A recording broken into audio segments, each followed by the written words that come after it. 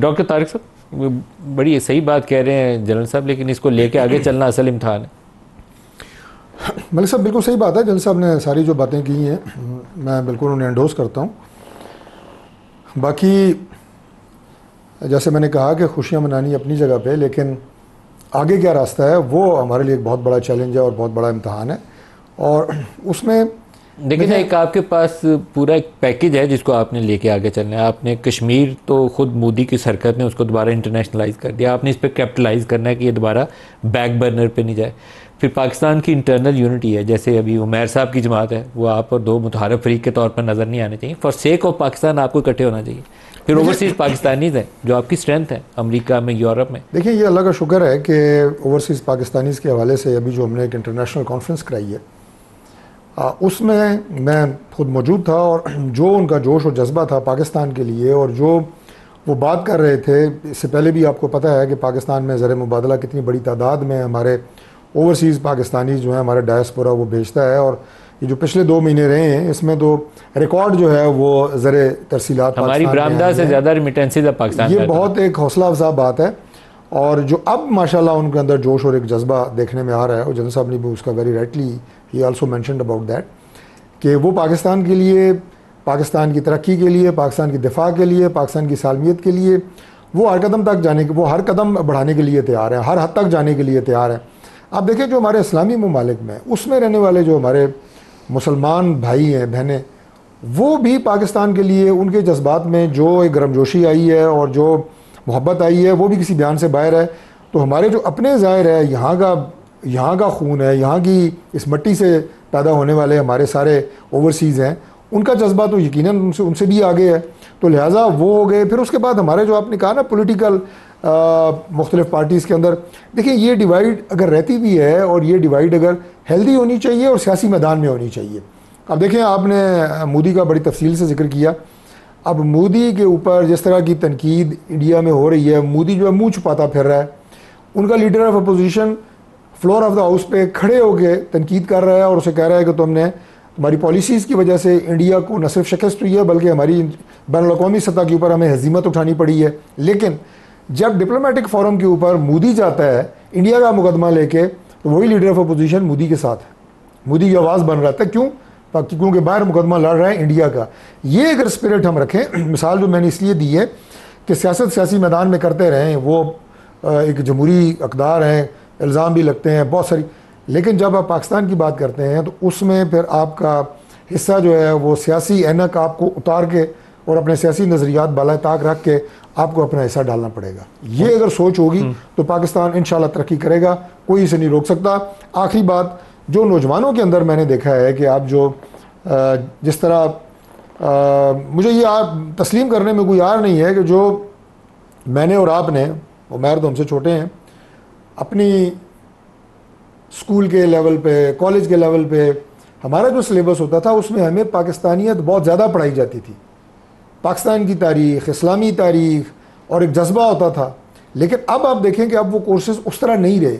ये जो वाक़या हुआ है पाकिस्तान इंडिया के जंग का, मार्का हक़ का, इसने हमारे नौजवानों के अंदर पाकिस्तानियत को दोबारा ज़िंदा किया है। और आपको नज़र आ रहा है कि एक एक नौजवान हमारा, जो हमारी को 60% से ज़्यादा आबादी है, जुड़ गया है पाकिस्तान के साथ। ये बहुत बड़ी मैं समझता हूँ। डॉक्टर तारिक साहब, वैसे जो मुतालिया पाकिस्तान पढ़ाने से बंदा ज़्यादा पाकिस्तानी नहीं बनता। आपके माँ बाप आपको पैदा होते साथ ही ना कोई ऐसी चीज़ है, वो पता नहीं माँ के दूध में आपके खून में शामिल हो जाती है, मुझे नहीं पता, लेकिन वो पाकिस्तानियत आपके अंदर है। मलिक साहब मुतालिया पाकिस्तान बढ़ के नहीं आती, वो अंदर है आपके, भी नहीं रहे ना, आपके खून में। माँ बाप भी नहीं रहे, माँ बाप ये चीज़ आप पैदा होते साथ आपके खून में होती है। अमेरिका के दौरे पे जो इस वक्त पाकिस्तान का डेलीगेशन है, उसी में से बिलावल भुट्टो का एक स्टेटमेंट है, वो आपको दिखाते हैं। फॉरेन सेक्रेटरी ऑफ स्टेट के साथ उनकी जो मुलाकात है मार्को रूबियो के साथ, वो बड़ी इंपॉर्टेंट होगी, क्योंकि वहाँ से एक तगड़ा बयान आना चाहिए। तगड़ा बयान अमन के लिए आना चाहिए कि इस खित्ते में और जंग के बादल नहीं मंडलाने चाहिए, अमन के साथ बातचीत के ज़रिए मसले को आगे हल करने की तरफ लेकर चलें। उमैर साहब, जो इस वक्त दहशत गर्दी है, पाकिस्तान को ख़ुद इस मसले को लेकर पूरी दुनिया के सामने जाना चाहिए, क्योंकि बड़े साल हो गए हैं ये इल्ज़ाम सुनते सुनते कि यहाँ से लश्कर है, यहाँ जैश बैठा हुआ है। अब जाके पूरी दुनिया को बताना चाहिए कि BLA जो बलूचिस्तान में कर रही है, ये जो गाड़ी जाफ़र एक्सप्रेस का वाक़या हुआ है, ये जो छोटे बच्चों की बस को अगवा करके जिस तरीके से बच्चों को शहीद किया गया, एक एक वाक़े की पूरी तफसील, और वो 20-25 लोग जिनको पाकिस्तानी सरजमीन पे भारतीय रियासत ने टारगेट किलिंग करके, टेररिज्म करके, रियासती दहशतगर्दी के जरिए पाकिस्तानी सरजमीन पे असैसिनेट करवाया। हर एक केस को लेकर दुनिया के सामने जाना चाहिए। बैरिस्टर उमैर साहब। बिल्कुल आपने ठीक पिन पॉइंट किया। और देखें, सबसे बड़ा सबूत कुलभूषण जाधव की सूरत में इससे बड़ा क्या इन्वॉल्वमेंट का सबूत हो सकता है कि एक हाजिर सर्विस मिलिट्री पर्सनल पाकिस्तान की कस्टडी में और उसने कन्फेस किया अपने सारे जराइम का, तो उससे ज़्यादा तो कुछ नहीं हो सकता इंडिया की इन्वॉल्वमेंट का। तो इससे भरपूर केस, मैं कहता हूँ इससे तगड़ा केस भी किसी के पास नहीं हो सकता। और साथ ही साथ जो अब इस वक्त जो मुसलमान दुनिया हमारी तरफ मुतवज्जे हुई है, उसका भी फ़ायदा हमें उठाना चाहिए। और ये सारे फैक्टर्स को जब जोड़ेंगे तब ही हमें खातिर खा नताइज मिलेंगे। वरना जो इस तरह से मोदी चल रहा है, देखें मोदी की टर्म 2029 तक है, उसने अपना खेल तो खेलना ही खेलना है। हम दुश्मन से अच्छे की उम्मीद करें, वो हो नहीं सकता। चाहे हमने उसे पिछाड़ दिया, मगर वो अपनी हमाकत में कोई ना कोई और हरकत करेगा। मगर उस हरकत में ज़ाहिरी बात है खित्ते का अमन तो ख़राब होएगा ही होएगा। मगर हमने अपनी आवाम का, अपने बाकी चीज़ों का भी तो सोचना है ना। तो उसके लिए प्रिएम्प्टिव मेजर ज़्यादा बेहतर है, बजाय इसके कि बाद में हम सोचें कि जी अब उसने ये कर दिया तो हम अगला स्टेप क्या उठाएंगे। बिल्कुल सही। जब गुलाम मुस्तफा साहब, जो भारतीय रियासी दहशतगर्दी है, जैसे कनाडा के अंदर एक वाक़या हुआ, तो वहाँ की हुकूमत ने पूरी दुनिया के सामने वो चार्जशीट रखी कि किस तरीके से एक सिख लीडर को कत्ल करने के लिए भारतीय सफारतखानों ने, राह के लोगों ने, बाकी उसकी रियासत ने एक्टिवली इन्वॉल्व होकर एक टारगेट किलिंग के ज़रिए एक सिख लीडर को मारा है। पाकिस्तानी सरजमीन पर ऐसे 20-25 कत्ल हो चुके हैं। तो हमें हर एक केस को लेकर दुनिया के सामने जाना चाहिए। ये APS के बच्चों वाला जो बस का वाक़या है, ये इतना हौलनाक वाक़या है कि बज़ाते ख़ुद इसके ऊपर भारत को वो FATF की लिस्ट में डालने के लिए काफ़ी होना चाहिए कि स्टेट टेररिज्म में मुलव्वस है। जाफ़र एक्सप्रेस पूरी गाड़ी अगवा करके ले गए हैं, आपके पास फुटप्रिंट्स है, आपको पूरी दुनिया के सामने तफसील लगनी चाहिए। इसमें मुझे लगता है हमें काम करना चाहिए, हम ढीले हैं इस मामले में। देखिए मलिक साहब, ये अफसोस की बात है कि हमारे पास जो सबूत, हम जब बात करना शुरू करते हैं रिटोरिक ज़्यादा हमारा होता है। इंटरनेशनल कम्युनिटी के सामने जब अपना केस रखेंगे तो उस केस की जुजियात इतनी अहम हैं कि जब वो किसी इंटरनेशनल कोर्ट ऑफ जस्टिस में या किसी भी लॉ अथॉरिटी के पास जाए तो उसके सबूत वो उनको मानने पड़े और जो हम केस पेश कर रहे हैं उसको वो तस्लीम करना पड़े, तब दुनिया ये बात मानेगी।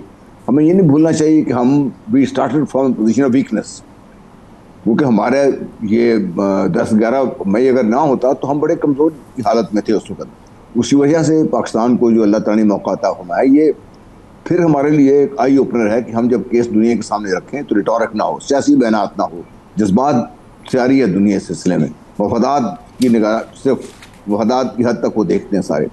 ऐसी दुनिया को जब आप अपना केस पेश करें तो फिर केस में फिर वो कहते हैं बिल्कुल टोटली फुल प्रूफ होना चाहिए, फिर दुनिया आपकी बात सुनेगी, फिर आपके पास जाएंगे। पाकिस्तान में एक केस ऐसा तो नहीं है, पाकिस्तान में 2005-2006 से ये सब शुरू है सर। उस वक्त मैं आपको ये शायद पता, सबको पता होगा, मैं ऐसी कोई नई बात तो नहीं कर रहा। उस वक्त बाकायदा दहशतगर्द जो गिरफ्तार हुए थे उनमें से बाकायदा हिंदू पकड़े गए थे उस वक्त, जो ट्रेंड आए थे पाकिस्तान में दहशतगर्दी फैलाने के लिए। और अब भी जब हम ये बात कर रहे हैं, अभी चाइना के साथ मिला के पाकिस्तान जो अफगानिस्तान में बेहतरी की उम्मीद पैदा हुई है, हमें ये नहीं भूलना चाहिए कि अफगानिस्तान की सरजमीन बाकायदा इस्तेमाल हुई है, ईरान की सरजमीन पाकिस्तान के खिलाफ इस्तेमाल हुई है।